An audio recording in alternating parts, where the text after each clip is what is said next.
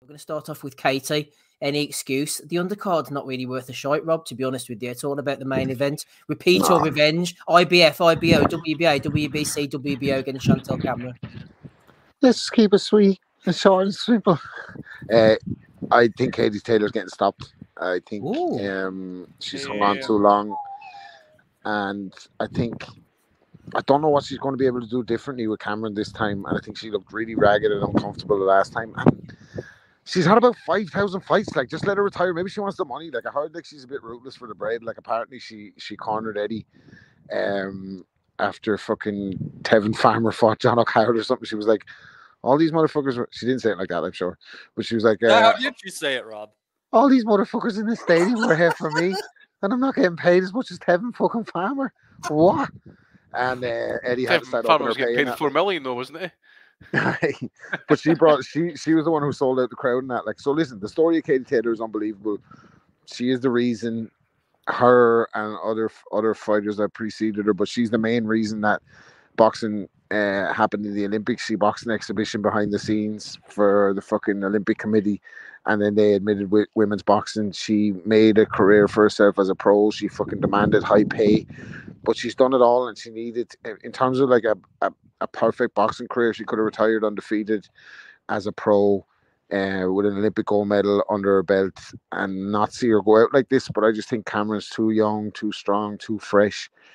And in the last fight, she was getting on top of her. And I'm not saying she's going to get stopped, because you very rarely see stoppages in women's boxing, but I think she'll lose again and wider this time. I don't see her. Now, she could pull it out of the fire, and if she makes it close, they're going to give her the decision. Be under no illusions. That's happened a couple of times. Like, but for me, looking at Katie Taylor, I kind of echo the thoughts of Billy Welch, who was involved in her, obviously, her come up as an amateur when he was there with the Ireland team, and now he's head of the USA amateur team from my town. But I heard him talking on a telly one time, and he said he thought that there was interests outside that were keeping Katie in the sport, and that it was time for her to retire. So I don't want to see her go out on a loss, but I think she will, and I think this will be her last fight. And let's just keep it fucking short and sweet. Like, it's shite, isn't it? Like, it's not a good card. Like, and we know what's going to happen. So, well, I'll tell you what, Rob. If you're really thinking Chantel Cameron by KO, you can get nearly 10-1 on that right now. And if you just want to kind of cover yourself on the idea of, hey, maybe they bonk heads or something like that, or just the unexpected happened and Taylor wins by stoppage, for the fight not to go the distance, you're getting about 9-2, almost 5-1. Nah, I might be jumping the gun saying that. I probably just said that to the missus because I didn't want to go to the fight. She was want to go to it. I was like, no, no point going to that. Like, anything to avoid interacting with people. I hear 400 quid for a hotel in Dublin on the night of a Katie Taylor fight. No thanks, man. All right, like fucking. God damn you, Vladimir Putin. But I think Cameron would beat her by decision. Yeah, I'll tell you, it is an interesting fight. If anyone could pull a miracle out of their pocket, I mean, it would obviously be, someone with the status of Katie Taylor. But the fact that, she's only paying 3-2 as the underdog is pretty amazing. You'd think after the first fight, that'd be a lot wider. It's not. I have a hard time seeing what she could do to make things different. It just seemed like that everything that she can do, Cameron can do faster, but she can do it as the bigger and stronger fighter. I think that Taylor made a mistake in not accepting Cameron's offer of taking this fight down to 135 pounds, because I think there was a chance that would have been tougher for Cameron to make that weight. She shouldn't have been fighting her. She should have just fucking had her farewell fight, bring Baumgartner over, beat the shit out of Baumgartner before she popped. God bless her. And fucking, she shouldn't be fighting fucking Cameron, man. That was a fight she couldn't win from the start. Like, I don't understand it. I never understood that decision. How her and someone as savvy as Brian Peters done. They should have got a tomato can for to knock out.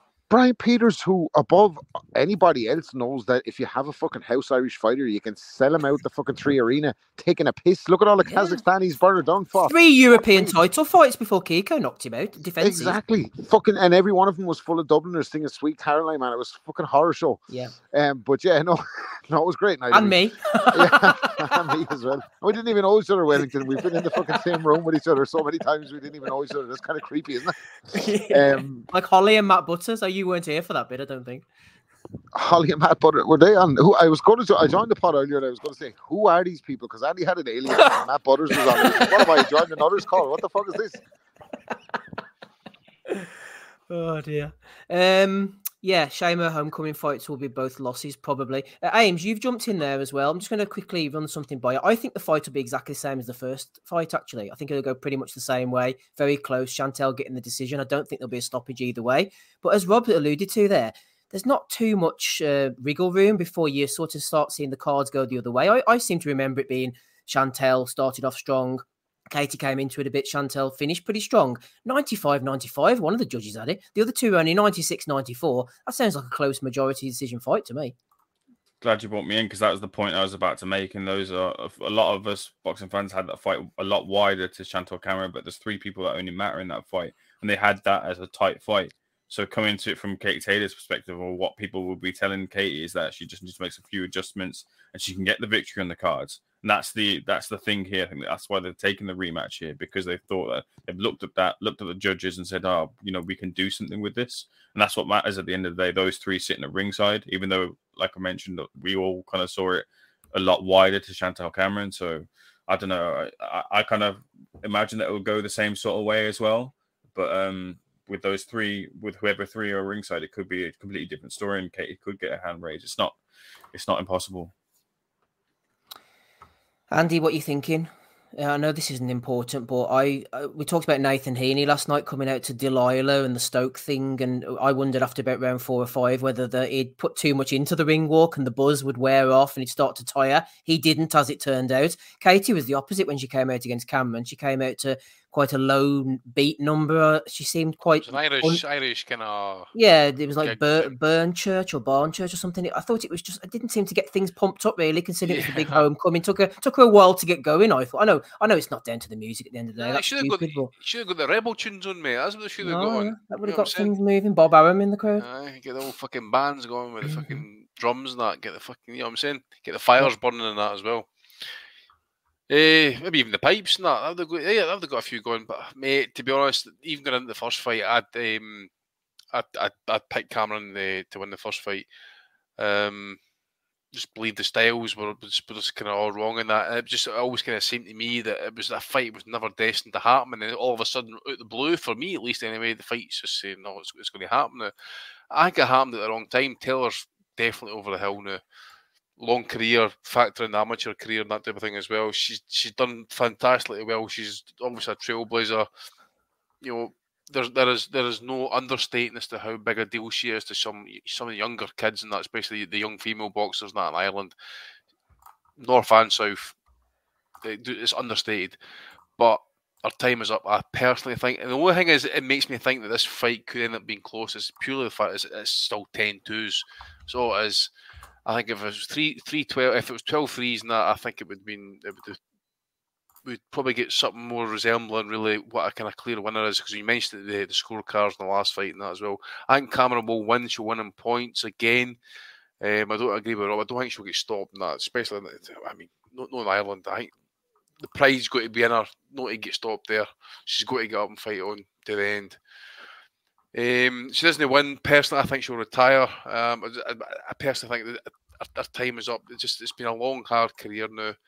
She's up in age, and I think she's up in weight a wee bit too high as well, to be fair on that as well. So I just don't see what she can do differently. As I say, unless the rounds she can make it a wee bit kind of tighter, maybe kind of like finish a round strong and that. Remember, 2 minutes, isn't it? This is going to fly by. And before we know where we are, we're going to end up arguing about scorecards possibly that. But I still think Cameron will win the fight. I think she'll win it on points, probably by 2-3 points or something like that. I think, like most of these high-level women's fights, I think just putting a few bucks on a draw is worthwhile too.